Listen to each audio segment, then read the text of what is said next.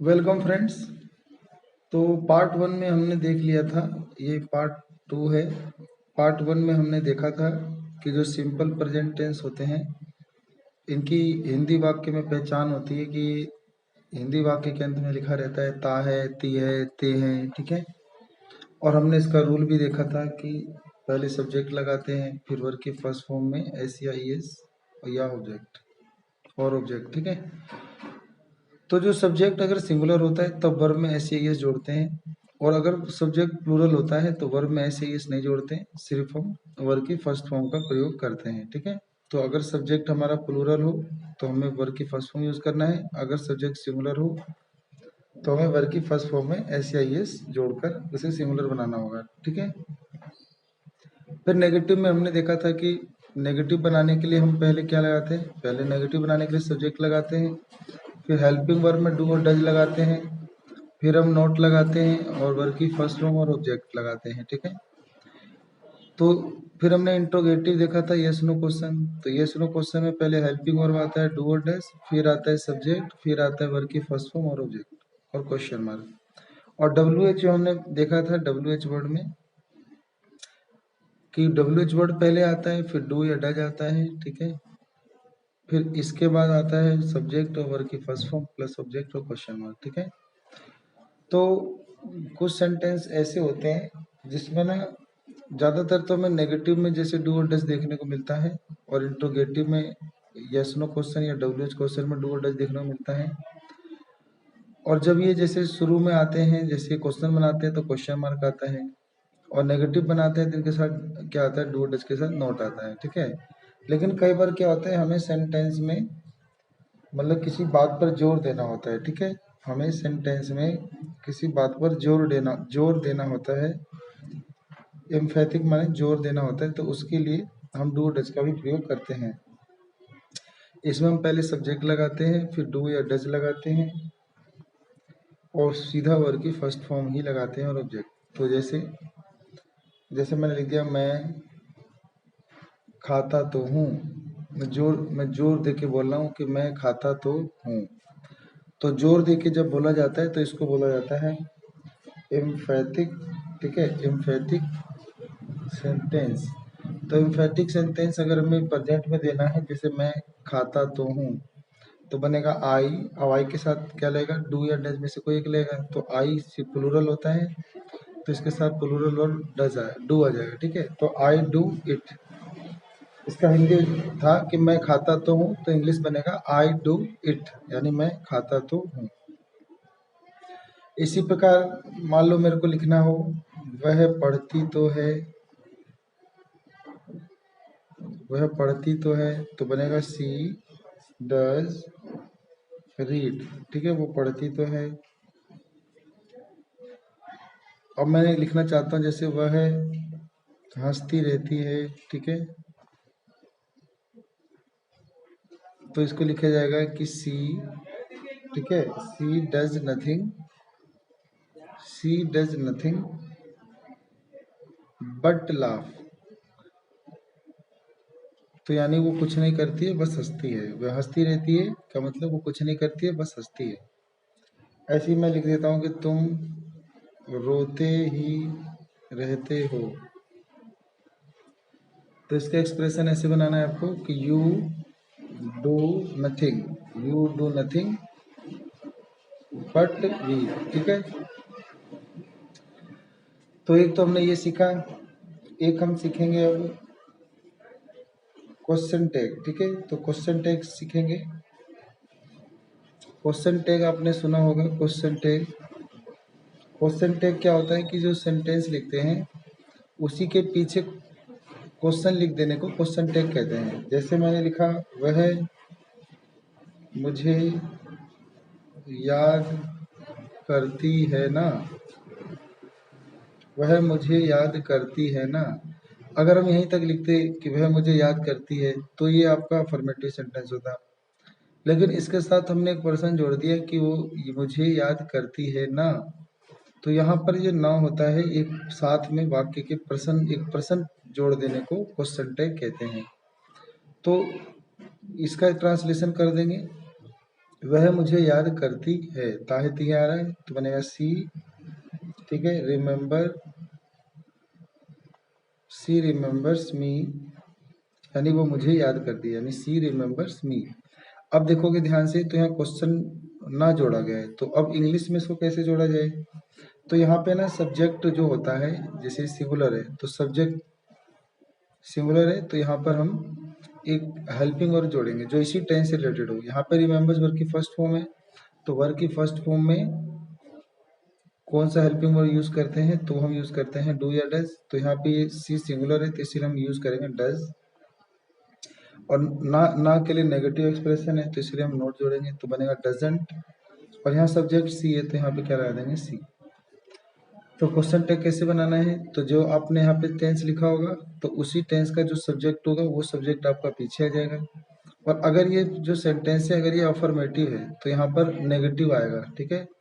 तो यहाँ पर इस टेंस का जो भी हेल्पिंग वर्ब होता होगा, प्रिंसिपल ऑक्सिलरी वर्ब, तो उसके लिए जो आपका हेल्पिंग वर्ब होगा उस हेल्पिंग वर्ब को यहाँ लिखना है और हेल्पिंग वर्ब के साथ आपको नोट जोड़ देना है और साथ में एक प्रोनाउन लिखना है। प्रोनाउन इस सब्जेक्ट से रिलेटेड होना चाहिए।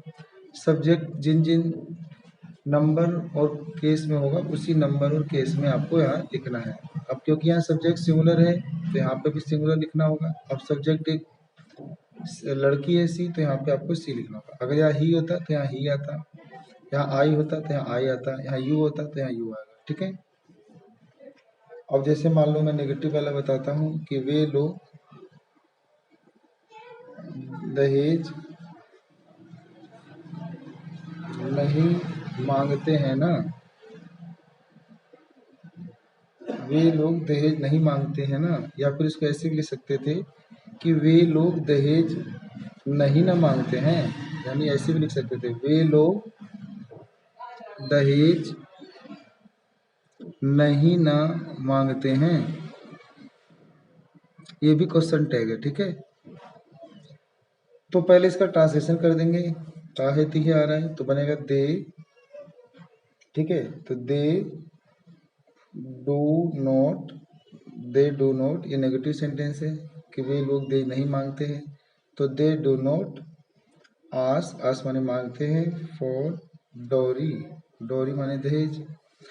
अब देखोगे ध्यान से तो यहाँ पे ये जो सेंटेंस है नेगेटिव है, तो जब यहाँ पे क्वेश्चन टैग बनाएंगे तो वहां पर अब आपको नेगेटिव, जैसे यहाँ पे तो असर्टिव सेंटेंस था या पॉजिटिव सेंटेंस था तो यहाँ पे आपको नेगेटिव बनाना है, हेल्पिंग वर्ब के साथ नोट लगाना है। लेकिन अगर यहाँ नेगेटिव दे रखा हो तो यहाँ पे आपको पॉजिटिव बनाना है। उसके लिए आपको यहाँ पे सिर्फ हेल्पिंग वर्ब लगाना होगा और प्रोनाउन जो होगा वो लगाना होगा, ठीक है। तो यहाँ पर हमारा जो हेल्पिंग वर्ब है तो वो इसी टेंस के अकॉर्डिंग लगेगा। तो यहाँ पे डू यूज हुआ है सब्जेक्ट के लिए तो डू यूज होगा डू, और प्लूरल प्रोनाउन दे है तो यहाँ पे क्या आ जाएगा? दे और क्वेश्चन मार्क आ जाएगा, ठीक है। तो डू यहाँ पर हमारा आ जाएगा हेल्पिंग वर्ब बन जाएगा और जो सब्जेक्ट है वो जिस फॉर्म में उसी फॉर्म में रहेगा। अगर ये सब्जेक्ट प्लूरल है तो प्लूरल रहेगा, तो यहाँ पे दे है तो प्लूरल, तो यहाँ पे भी प्लूरल रहेगा, ठीक है। तो इसको कहते हैं क्वेश्चन टैग, ठीक है। तो इसी के साथ साथ हम यहाँ पे एक्टिव पैसिव भी सीख सकते हैं। तो एक वॉइस होते हैं दो प्रकार के, एक होता है एक्टिव वॉइस, एक होता है पैसिव वॉइस, ठीक है। तो एक्टिव वॉइस में जैसे मैंने लिखा कि वह पत्र लिखती है, तो इसका एक ट्रांसलेशन होगा सी राइट्स अ लेटर। ये सब्जेक्ट हो गया, ये आपका वर्ब हो गया और ये आपका ऑब्जेक्ट हो गया, ठीक है। और ये वर्ब की फर्स्ट फॉर्म है क्योंकि ये प्रेजेंट टेंस है और ये सब्जेक्ट सिंगुलर है इसलिए यहाँ पे SCIS लगाया गया है, ठीक है। अब ये आपका जो ये एक्टिव वॉइस क्यों है? क्योंकि इस सेंटेंस में जो काम को करने वाला है वो सब्जेक्ट डूअर है। जब इस एक्शन को या काम को करने वाला जो सब्जेक्ट होता है करता वो खुद होता है तो ये होता है डूअर। जब खुद होता है सब्जेक्ट तो ये कहलाता है एक्टिव। जैसे वह पत्र लिखती है तो काम इसने किया, तो इसके एक्शन का मतलब इसने एक एक्शन किया लिखना, और इसके लिखने का काम या असर किस पे पड़ा? लेटर पे पड़ा। तो ये लेटर क्या होता है? ऑब्जेक्ट। ऑब्जेक्ट होता है रिसीवर, रिसीवर यानी जिसपे काम का असर पड़े। तो एक्टिव वॉइस में जो सब्जेक्ट होता है वो डूअर होता है और जो ऑब्जेक्ट होता है वो रिसीवर होता है एक्शन का, ठीक है। तो जब एक्शन का जो सब्जेक्ट है वो डूअर हो और ऑब्जेक्ट जो है वो रिसीवर हो, तो ऐसे स्ट्रक्चर को एक्टिव वॉइस कहा जाता है। लेकिन जब हम पैसिव वॉइस बनाते हैं तो पैसिव वॉइस में जो रिसीवर होता है वो सब्जेक्ट बन जाता है और जो डूअर होता है वो ऑब्जेक्ट बन जाता है। तो यानी इसका पैसिव बनाएंगे तो ए लेटर आगे आ जाएगा, तो बनेगा ए लेटर इज। अब यहाँ हेल्पिंग और इज आएगा टेंस के अकॉर्डिंग, ये प्रेजेंट टेंस है तो यहाँ पे हम इज यूज करेंगे। इस लेटर सिंगुलर है तो सिंगुलर के लिए इज आया, अगर ये प्लूरल होता तो आर आता। ठीक है, तो ए लेटर इज। अब राइट का कौन सा फॉर्म लेगा? Third form. तो a letter is written by, C का क्या हो जाएगा? हर। ये जो सब्जेक्ट होता है ये सब्जेक्टिव केस में सी है, जब हम इसका ऑब्जेक्टिव केस बनाते हैं तो सी का हर हो जाता है। तो आपको याद करना है कि कौन कौन से प्रोनाउन होते हैं, उनका सब्जेक्टिव केस जो होता है उसका ऑब्जेक्टिव केस क्या बनता है। तो जैसे सब्जेक्टिव केस ही है तो ही का हिम बनता है, सी का हर बनता है, इट का इट बनता है, नेम का तो नेम ही रहता है, यू का यू रहता है और दे का देम हो जाता है। ठीक है, तो इतना आपको याद रखना है। वी का अस हो जाता है। ठीक है, वी का अस हो जाता है और आई का मी हो जाता है। ठीक है, तो ये जो पैसिव वॉइस है इसमें जो ये सब्जेक्ट बना है ये सब्जेक्ट नहीं, ये रिसीवर है, और जो ये ऑब्जेक्ट बना है ये आपका जो डूअर है। ठीक है, और पैसिव वॉइस की पहचान होती है कि इसमें जो वर्ब होता है उसकी थर्ड फॉर्म आती है और साथ में एक प्रीपोजिशन बाय आता है। ठीक है, तो ये जो थर्ड फॉर्म और साथ में बाय है ये पुष्टि करता है कि ये पैसिव वॉइस है। तो पैसिव वॉइस में इसकी मीनिंग क्या होगी? A letter is written by her. इसका मतलब होगा कि पत्र उसके द्वारा लिखा जाता है, मतलब एक पत्र उसके द्वारा लिखा जाता है, इसका ये हिंदी बनेगा। ठीक है, तो एक्टिव वॉइस में और पैसिव वॉइस में क्या क्या डिफरेंस है? एक्टिव वॉइस में जो डूअर होता है वो सब्जेक्ट होता है, लेकिन पैसिव में जो सब्जेक्ट होता है वो रिसीवर होता है। ठीक है, एक्टिव वॉइस से जब हम पैसिव वॉइस बनाते हैं तो ऑब्जेक्ट का सब्जेक्ट बनाते हैं, सब्जेक्ट को ऑब्जेक्ट बनाते हैं, और यहाँ पे टेंस के अकॉर्डिंग हम हेल्पिंग वर्ब लगाते हैं और यहाँ पर मेन वर्ब की थर्ड फॉर्म लगाते हैं और साथ में एक प्रीपोजिशन बाय लगाते हैं। ठीक है, अधिकतर बाय लगाते हैं। ठीक है, तो ये आपका था पैसिव वॉइस।